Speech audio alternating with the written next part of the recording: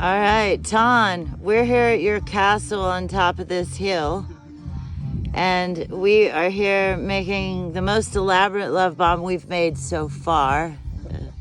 A set of them here, right? And what are we doing this for today? So today it's about the whenua here where I'm living. And whenua means? Land. Land. And so a paddock over from my property, our boundary, is about 20 hectares that had pine trees planted on Can you them. go turn that off, down a little bit 20 so we years don't ago. get dinged? And anyway, while they've decided, which I'm grateful for in one respect, so they were planted exotics for the purpose of harvesting for the timber. Mm-hmm. So it was a short-term thing, but I want to acknowledge,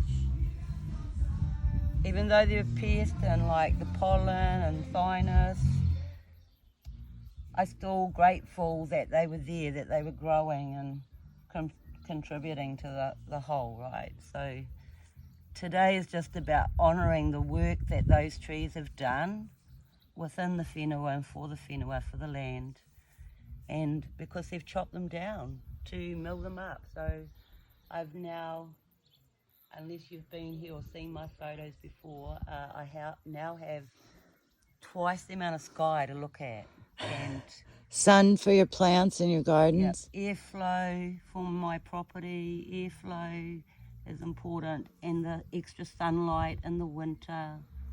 For your own mental health. Just amazing, you know, and because we're on off-grid, we have solar, so that's a whole extra boost of light late winter that we weren't getting in the later part of the winter.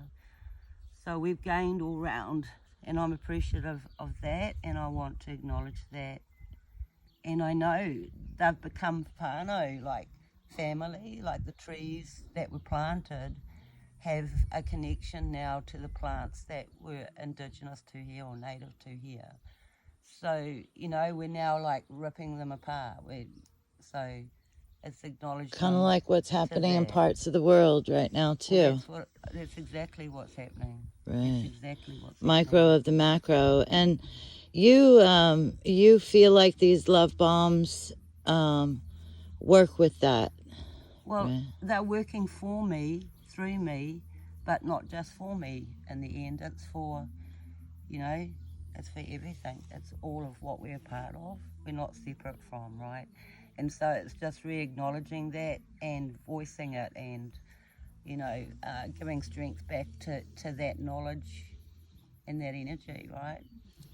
Making offerings is a part of many different cultures. It's part of the Maori culture also. Absolutely, you know, it's just something that, you know, I grew up with. You don't go anywhere without taking a koha or a gift or a exchange of energy, if you want to call it that.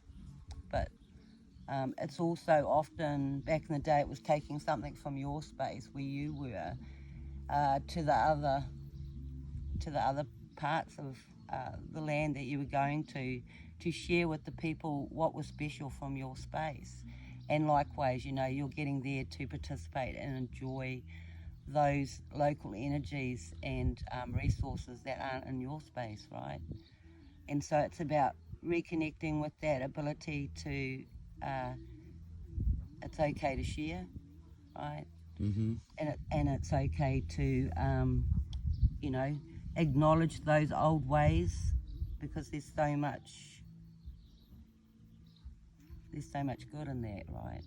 And that's what we're missing, you know, the connection, the society, whatever, has become just this big disconnect, this big turmoil of, you know, bordering anarchy in a lot of places, right? And anarchy in a lot of places. Yeah. So it's just slowing everything down, just bring it back to what matters, right? Right. And this makes love matter. We take things, the matter, and we're spelling out love with it. So we're making love matter. And we're taking this time, whatever time it is that you take to create one of these, saying prayers intentionally. And I can tell you the spirits really love it, right? the trees, the flowers love coming out to be a part of this. They almost start screaming like, I want to be in, I want to be in. So yeah, pretty much everything that I've taken, you think, right, okay, but you picked the living flower. Yeah, so I've benefited the plant. I spoke to the plant before I took that. The lavender, I'm going away. The lavender had to be debutted because I get more growth. It's actually good for the plant It's good for the plant. And same with the tobacco flowers. You know, I've got 10 billion seed. So I'm trying to basically balance, right? Because it's not, again, not a native plant here, but it'll just take over. Right. And it does have positives, but it also can make the soil sterile, right, where it grows. So it is a plant you have to manage when something comes into your dynamic of your space and what's already traditionally all native to that space, and you're introducing something that wasn't actually native to that space. So I've created a microclimate here, right? Through, it was all Manuka, all of this property was Manuka. And it was young Manuka. This is part of a property that once, I don't know, the 20s, 30s was farmed. But when we had soil test done, it was one of about 9 properties that we tested at the time that was sort of similar to this, where there was no actual sign of DDT in the soil, which is uncommon in New Zealand. But we, you know, history for Torere as a whole, it was known as and is known as very fertile. Everything, whether it was animals, whether it was plants, because they had a lot of market gardens back in the day. Fruit tastes better, fruit was bigger, everything was just optimum health. So there's some beautiful wairua here. There's been tragedy, of course, and then history of the whenua in terms of the peoples living here. But that's been part of my reconnect to here through my whakapapa, through my search and finding of my mother's mum, my grandmother. And it brought me here like it did my other property. And I just felt that was a real purposeful thing, right? To bring back love and healing for our whenua, right? Aye. And coming together to do that is a beautiful thing, coming from across the sea, where it was doing that too. And when we started, we were listening to the crew that plays the drums, and Rich was joining in for us. And so this feels very good with me, with you awesome today. Thank you. And I appreciate you letting me record. Yeah, I'm not the most... Quit. You're gonna be. I'm not even gonna say it, right? Yep, you're gonna be. Okay. All right, loving y'all. Y'all please get out and make love for change. You want peace in the world? Make love for change. You want to see more love? Make it.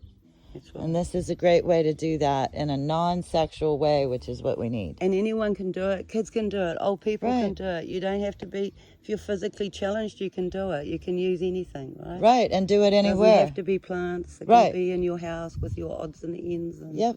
You show what kind of love you can make in the world today. And we'd love to see it at Love Bombing Heartivist. And we're here to create a movement of love that sweeps the world. Loving you.